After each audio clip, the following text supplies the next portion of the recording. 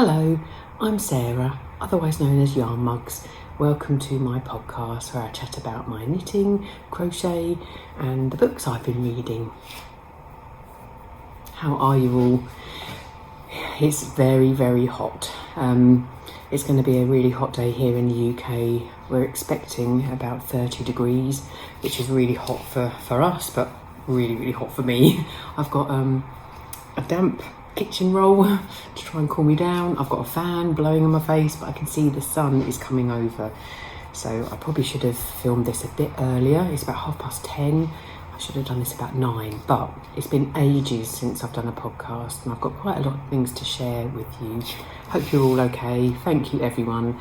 Got a lovely lot of viewers who always comment and are always complimentary, so thank you so much. And for those watching my Friday vlogs as well, same to you too. So let's get on with what I've been making. First of all, what I'm wearing the sagebrush top from the Friday Pattern Company in this beautiful viscose. This is absolutely gorgeous. I really, really love this top. If I saw this in a shop, I would buy it. I'm wearing it with jeans. It comes just kind of at hip level. It's in a viscose. I'll just show you the back.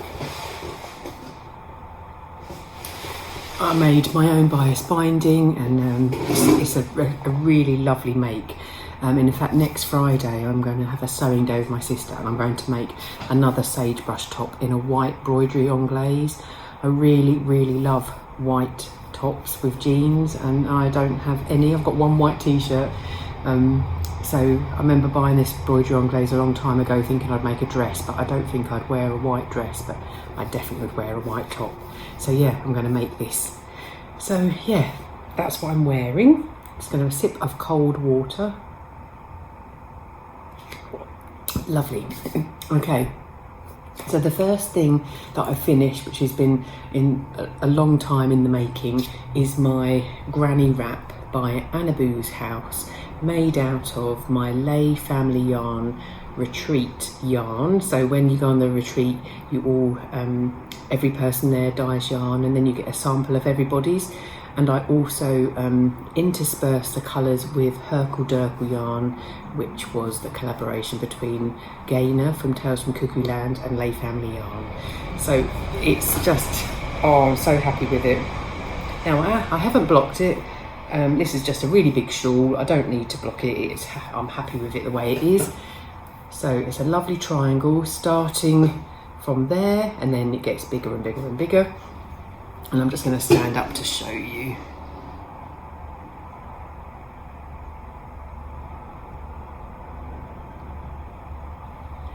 Just checking that you saw the end part. I'm just going to do a close-up so you can really see. Don't know if you can really see in the sunshine, but oh, it's just lovely. Anyone that's not made a granny wrap before but can crochet, oh, I'd really recommend it. It's just such a lovely, easy make, and also really lovely way of using up scraps. You know, just the way all the colours meld together. You know, this was not a plan, as in all the people on the retreat didn't do yarn that would all mix and match, but you know, it's just lovely. I'm going to just pop it on just to show you. If I wore it like that, you know, the triangular, it's at a perfect length. That's kind of what I like, to cover the whole of my front down to my tummy in the winter. Oh, it's just beautiful. Look at the colours. Yeah, I hope you can see it. Yeah, so it's 4-ply yarn. And you can make this wrap in any weight yarn, doesn't really matter. I'm currently making a DK, well I showed you last time, didn't I, the DK version, but whatever you do, you just keep growing it till you get to the size that you want. There's no border, it is just as it is. Yeah, lovely to have that done. And I will be wearing that to the Lay Family Yarn retreat when I go later on in the year. Anyone else going? Anyone else been? I'd highly recommend it, it's lovely. Okay. Oh, it's just so nice, isn't it? It's so funny, isn't it? When you finish something that you've been working on a long time, It's really important, I think, to be proud of what you've made, you know, and just appreciate that. And again, if you saw that in a shop, you know, a blanket, you'd just think, wow, that's beautiful.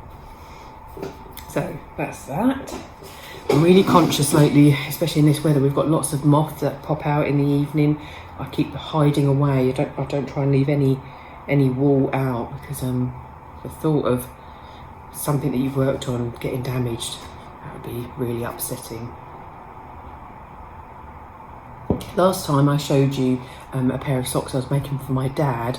They're finished and they've been given to my dad, and I showed that on my recent Friday vlog, so I haven't got them to show you, but that was a lovely make. But I've cast on another sock. It's in this lovely bag. This is a really old bag from Jilly Makes, and I really remember loving it just because of the socks and the kind of natural feel about it all. This little sheep on there, perfect for sock making.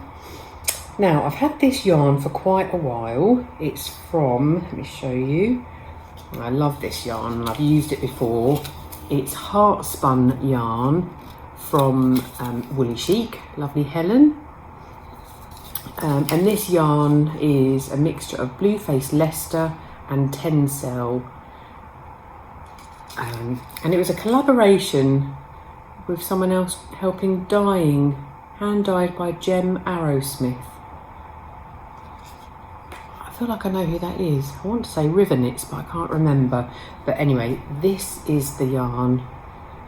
It's very delicate on a kind of cream natural base, but with these very pale pastel colours. And you know when you get it in the skein, it's nearly all cream, and then at the top there's the colours, and you always think, oh, how's that going to come out? But it is like a small area of stripe.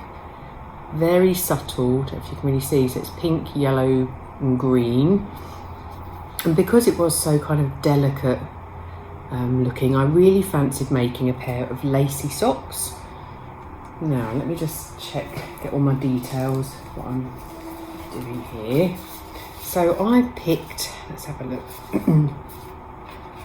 Oh yes, so I'm making the Mercury socks. I've never made these. I remember years ago on YouTube that, you know, everyone was making Mercury socks, but they're by McKenzie.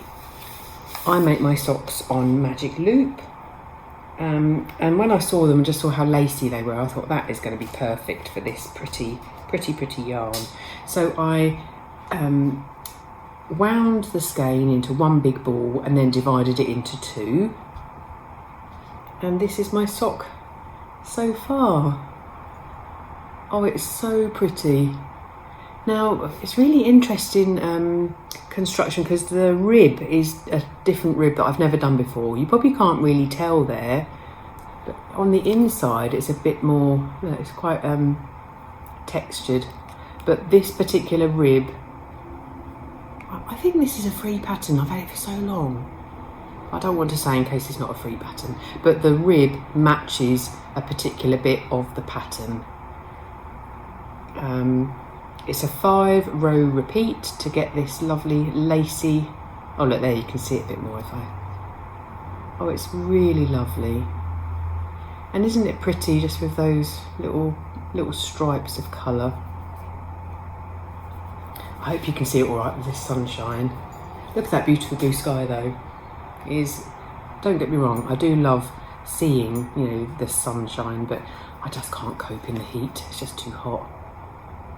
So the only thing about this pattern was there were lots of different sizes, and generally when I make socks I cast on 64 stitches, and if ever there are other patterns I've done, sometimes there might be a small, 64 is the medium, and then there's a large. But for this pattern there was quite a lot of sizes, and it asked you to measure around like your ankle, and so that measurement for me made me cast on 72 stitches, and I'm just a little bit worried, you know, what if it's too big? But anyway, I'm going to go with it, and I suppose those cast on stitches are relevant to this stitch pattern. Generally with lace you think it's, you know, it makes it stretchy, doesn't it, or it's quite open, but so yeah, I'm doing top down, and I'm just gonna follow the pattern and do as it says. But yeah, I'm really pleased with it. Very lovely. Don't really make socks for me anymore because I've got so many, but I really wanted this to be, yeah, I think this is the perfect yarn with the perfect pattern. Yeah, really pretty. So that's my sock cast on. I use higher sharps, 2.5. I would say I'm quite a tight knitter because often you hear other sock knitters using a 2 or 2.25. Oh, sorry, just get them in. Okay. Now, I'm going to show you now a cardi that I've shown you lots of times already. It's still not finished, but it's my Felix cardigan. This is the third Felix I've made. And again, on last Friday's Friday vlogs, I showed you, I had a bit of a try on. I'm really happy with it, but I've still got one sleeve to go. Ooh. This is in a bag that I made myself. I really love that. I've got a dress that I still wear in this lovely gingham. Now the yarn I'm using, just to remind anyone that doesn't know, it's this, again, a bit similar to that yarn, but these are a bit more kind of neon-y colours. So it's a cream with lots of flecks of brightly colours. And it's, I never really know how to say this, is it Orchidean? Orchidean luxury yarns in the colourway Bohemian Rhapsody, 100% superwash merino. So no nylon in this. Now I had 3 skeins, so I knew I wanted to make this cardigan longer, and the 2 other Felixes I made, I used nearly all of the 3 skeins up. So to make it go a bit further, I've got some of this Drops Baby Merino, which is a 4-ply yarn. And this is 100% wool, and again, so no nylon in it. So because it was 4-ply, I held 2 balls together to create a DK weight. And then what I have done, so this is it so far. I used just the Orchidean yarn for the kind of the yoke part before I separated for the sleeves. And then when I separated for the sleeves, I started to alternate. So I did 2 rows of the Orchidean, 2 rows of the cream.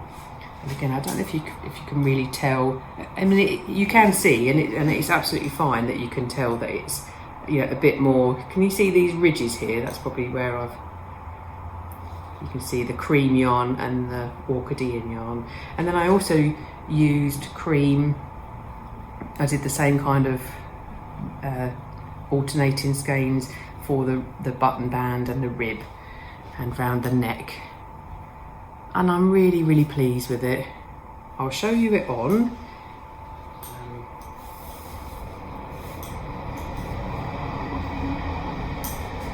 Let me just make sure I don't lose my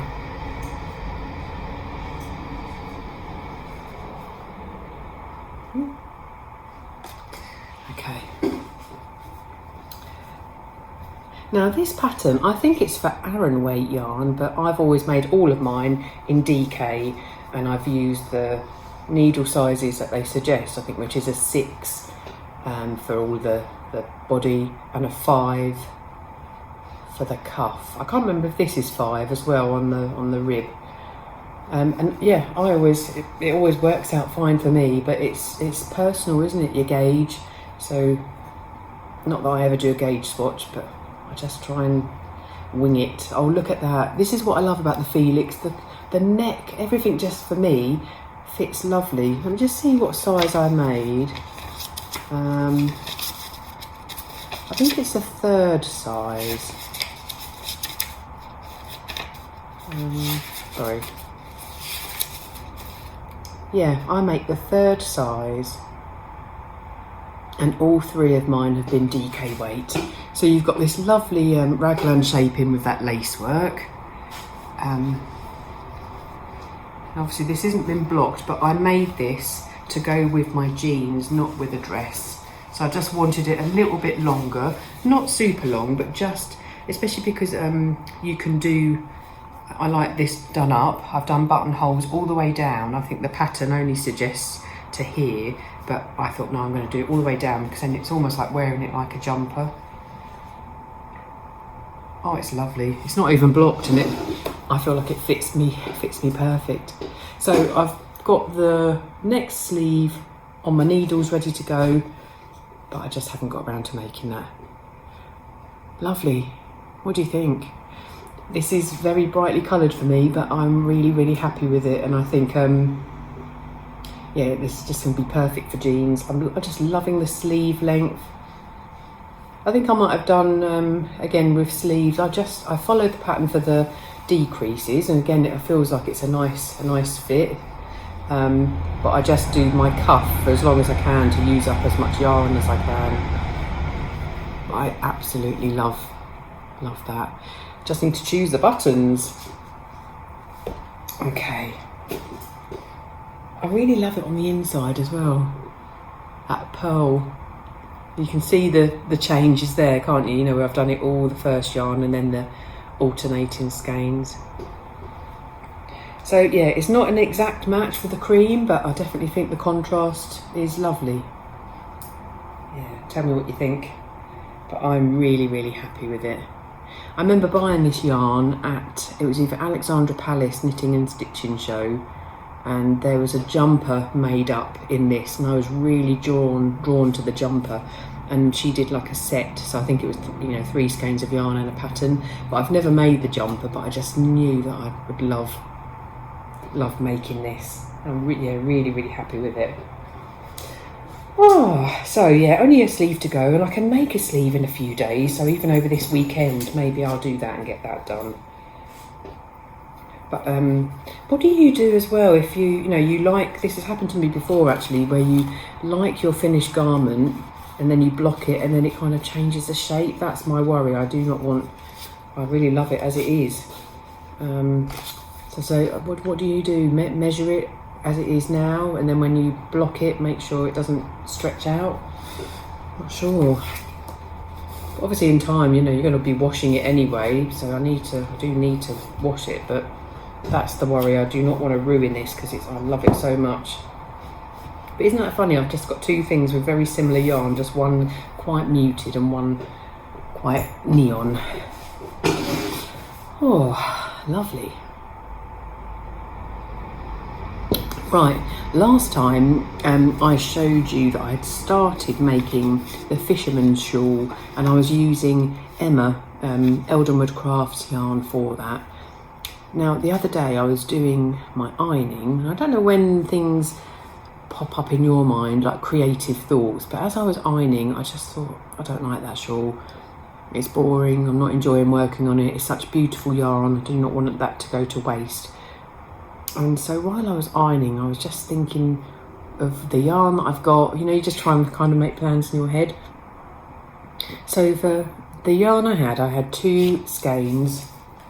I'll show you. So these are Eldenwood craft yarns. This sort of turquoisey one with flecks in, and more of a darker turquoise, but with no flecks. And then I went through my yarn stash and found that I had a skein of Cascade Heritage in navy. I also had a spare bit of this navy, like leftovers. And then I also had this yarn. So I had I think I showed all of this last time, maybe, or maybe it was this one and the 2 Eldenwood crafts for the fisherman's shawl. This is travel knitty yarn. Yeah, so these were the 3 blues. And then when I went upstairs and found, I've got this navy, I just had an urge to make the Floozy cardigan. Now, I've made the Floozy cardigan a long time ago. It might even be my first knitted garment, and I remember I made it all ready for the Edinburgh Yarn Festival, and I love it and I still wear it. So that's what I've cast on, and I only cast this on probably last weekend.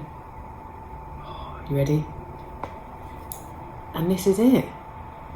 And I'm really happy with it. So much better than that fisherman's shawl. Look at the all these little flecks. They're kind of like navy flecks, so that really contrasts lovely then with the navy. This colour work is, do they call it mosaic knitting? So you're not holding any yarn like strands together. It's lots of slips. So yeah, just one yarn, one row will be like a knit and a slip, and that's what creates these the colour work. I just love it. I hope I can do it justice showing you. So yeah, I think that's a really good decision. I just unravelled that fisherman's shawl, hadn't done much of it, and I've done loads of this. So yeah, so it's a, look at that inside. So when people show you their colour work, again, it's not colour work, it's mosaic knitting, but again, gives that colour work effect, which for me, I'm so happy about, because I've never been able to do colour work. I haven't given it enough practice, but when I've done it, I just can't get the hang of it. Whereas this makes you feel like, oh yeah, it's like a colour work jumper. Can you see those tiny little turquoise flecks in there? So I'm really pleased with that.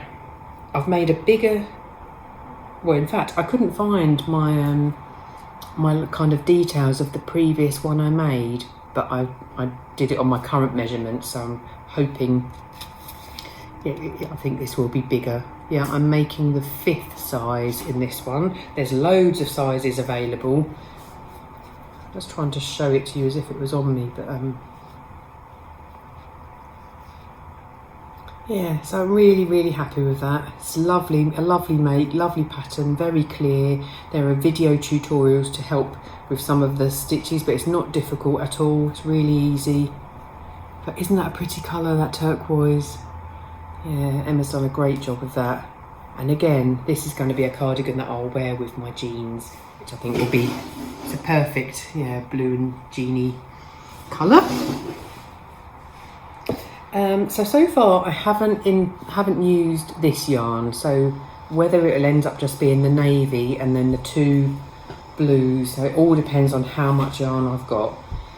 Again, you know what I'm like, anyone that's been here before, I just make do and I work it out as I go, and I just, as long as I can use up yarn and find colours that match, and they all kind of go, don't they? All kind of look nice together. So yeah, really, really happy with that. In my head I kept thinking, oh, you should really finish a Felix first, and then I thought, why should I do that? I don't have to do that. It's my crafting, do what I like. So isn't it funny, you set yourself, well, you don't set yourself, but some have these thoughts maybe that, but no, at the end of the day, I need to enjoy what I'm making. And I can definitely have 2 garments on the go at the same time. It's absolutely fine. So that's all the things I've got on the go. I have still got a cowl that I've had on the go for about a year, which I kind of do every now and again. So I've shown you that before, so I will show you that next time if I do any work on it. But that is the only thing that I'm not working on. So yeah, these are all my projects at the moment. The 2 cardigans and a pair of socks. Where are we at? 23 minutes. Just cool myself down a bit. It's a really good idea, this, whether you use a cloth or a flannel. Just having a cold cloth around your neck, that really helps. Hope the fan's not creating too much noise for you. It's quite quiet, but fingers crossed. Right, now we're going to talk about books. I've got loads and loads of books. I write my books down in a little book. I've got a little book here, so I keep a log of what I'm reading, but I also do reviews on Goodreads. So I'm just going to get that up because sometimes I forget all the details. Okay, let's have a look. So let's go back to, okay, so I'm going to go do them in order from what I've read. So since I last spoke to you, I finished this book, Cleopatra and Frankenstein by Coco Mellors. I really, really love this book. I'm just going to put what I really enjoyed this book. The ups and downs of married life and the impact that alcohol can have on the people around them. The variety of relationships and the different style of chapter writing for Eleanor, so that's another character in the book, were really interesting. I felt a connection with all the characters, and I especially like the story of Eleanor and her mother. It was a really easy read, and I would recommend it. I also write in my own little book. So there's a lot of mention of alcohol, drugs, mental health, but essentially it's about a girl who's only in her 20s, English girl, living in New York, and she quickly marries Frank. So it's Cleo and Frank, and he is 20 years older than her. So it's a bit about their relationship. It's also really interesting just, hearing all about New York and about the friendships. But the character of Eleanor, who you come across throughout the book, I really loved her character. So yeah, if you like things like that, relationships, ups and downs, but and it was a really easy read. I really recommend. I loved it. The next one I read was I listened to A Tale of Two Cities by Charles Dickens. And for those that have been here before, know that I've started to listen to Charles Dickens. The first one was David Copperfield, which I absolutely loved. I then read Little Dorrit, which I didn't really like as much, and this one was the same. I found this a really hard read or hard listen. Again, they're quite long, the Charles Dickens Audible books. It's about the French Revolution. It was quite violent. I felt quite confused at times. The last 2 hours I put were better. And then I've even put, I might leave Charles Dickens for a while, or just leave it for a little while. But yeah, I did find that not enjoyable necessarily. I'm just going to read what I wrote on Audible, or Goodreads rather. I struggled listening to this book. I did enjoy Martin Jarvis's narration, but I found I was confused with the story a lot of the time. Yeah, but the violence was really tough to listen to. Then I read this book. My sister bought me this for my birthday. I really like Sarah Pascoe. She's a UK comedian. I've seen her live, and this is a story again about a girl called Sophie, and again about relationships. Now, for this book, again, a really easy read. I really wanted to know about Sophie because you could feel that there's a bit of a background story about her, and especially with regards to the relationships that she's had. But the big thing for me, even though I kind of enjoyed the book, but I was left feeling a bit sad about negative relationships and negative sexual experiences. That felt quite sad. And especially in this day and age, it just feels, sometimes you read books, well, I'm going to talk about a book in a minute, which is a bit more empowering about women, and I do think in this story, I think Sophie, the main character, is possibly neurodivergent as well. So her kind of reactions to things, or how she responds to people, that was quite interesting. Yeah, so it wasn't necessarily a funny book, but it was a good book. Let me see what I wrote about that. I have put that I was left with some unanswered questions. And but there were some touching moments. So there's, again, I really love books about relationships, with whoever that's with, not just intimate relationships, but with family as well. And it was really touching, the talking about Sophie and her mum. I really enjoyed that part. So yeah, I would recommend it. It was good. It was easy. See what you think.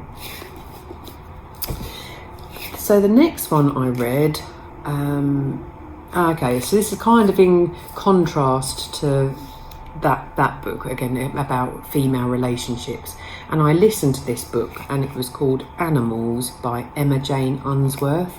Now, do any of you watch, I think it's called Between the Sheets, and it's a book review programme hosted by Sarah Cox, and she has celebrities on there talking about their favourite books, as well as all reading a book together. And someone, I can't even remember who it was, but someone recommended this book, so that's what made me listen to it. and it's a story of two friends. It's quite chaotic. There's lots of alcohol, drug use, sexual relationships, and even though that was quite interesting to read, you know, that kind of lifestyle is for men and for women, at some points I did really feel like I needed to give the girls a bath and put them to bed early. It just felt like, oh, why are you still going out and taking drugs and drinking when, yeah, you're clearly, you know, I don't know. I don't know if I'm explaining it very well. Let me see what I wrote about that. Again, on Audible, it does make such a difference to who the narrator is. Now, I did quite enjoy the narrator, and in the story, one girl is British and one girl is American. So yeah, I've put really enjoyed them. Oh, and also one of the girls is northern, so her accent was really good. And I put, it's a very honest portrayal of friendship, relationships, plus a huge dose of alcohol and drug taking and the messiness that ensues. At times it made me feel uncomfortable with the chaos of their lives. And then I put here, I wanted to give them both a bath and tuck them up in bed for an early night. They seemed to be having fun, but also were vulnerable. And there were some brutal descriptions of their hangovers and sex lives, which were powerful and made me feel, thank goodness that's not me. So maybe it's just, you know, being the age I am, or, you know, looking back on your life, you know, did I do that, or not to that extent, but yeah, so interesting listen. I gave it 4 stars. The next book, oh, I love this book. This, Talking at Night by Claire Daverley. This book is really battered, really crunchy and crispy, and my sister loaned me this after she read it on holiday. Now, as soon as I started reading this, I said to my daughter, you need to read this, because it starts off with a teenage kind of romance. And I've just put in my Goodreads, just finished reading this sweet, heartfelt love story, couldn't put it down, loved all the characters and descriptions of time and place, because it follows them through their lives from like 17-year-olds. Yeah, so the story starts when Will and Rosie meet as teenagers during 6th form. And I didn't want to say any more, I won't say any more, just read it, beautiful. So yeah, it's lovely. So it's not just like a teen romance, you know, it is about going through their adult lives as well. Yeah, really lovely, very easy read. Just see if I put anything else here about that. Such a sweet love story. I put, couldn't put it down. Yeah, I'd highly recommend this. Really beautiful story. Now the next book I read, and I wasn't so interested in this, and I did pick this up and I showed it on one of my Friday vlogs, and it's this book here, Notes from an Island, and it's written by Tove Jansson, who is the person who did the Moomins, and it's about her and her partners. It's a very short story, you can see how small it is, and it's not even written in a novel way, it's written as diary entries, and there's lots of kind of pictures, paintings as well. Oh, I read it in a day, you know, and it didn't take 2 hours, in fact, finished it in 2 hours, and I just put a bit disappointing. I read this, or I picked this up because I'm currently really enjoying a lovely podcast by, her name is Sanna Vaara, and she lives in Finland, Lapland, I think, in a old wooden farmhouse, and you know, the podcast is just all about the amazing scenery and the kind of isolation of living there, and it's really lovely. And I thought, oh, that would be interesting reading this book, but I didn't enjoy it. I thought a bit disappointing, not enough detail about life on the island. Yeah, so it's a shame, because sometimes when you buy books, this from Waterstones, it was $9.99. You think that's really expensive, isn't it, just for something that you read in 2 hours that you were disappointed with. So yeah, I'll send that to the charity shop. Yeah, that's the thing. I really love the detail. I want to know stuff. You want to feel it, don't you? Feel how cold it is, or feel what the views are like. But you know, I just didn't get that from that book. The next book was an Audible, again, listen, and I was doing this with other friends, all reading or listening to. Some were reading, some were listening, and it's called The Botanist's Daughter by Kate Nunn. So yeah, within our group there are some that liked it and some that were disappointed. The thing with Audible, again, when I said before about the narrator, that it's an Australian story and a British story, and the accent for the British characters I didn't enjoy at all, and even the Australian narration I just couldn't gel with this narrator. It was irritating. She was very kind of slow or really over the top with the expressions. So one of the friends recommended speeding it up a bit, and so I just sped it up to 1.2, and that made her speaking sound just a bit more normal, rather than it was just so, it was really hard going listening to her.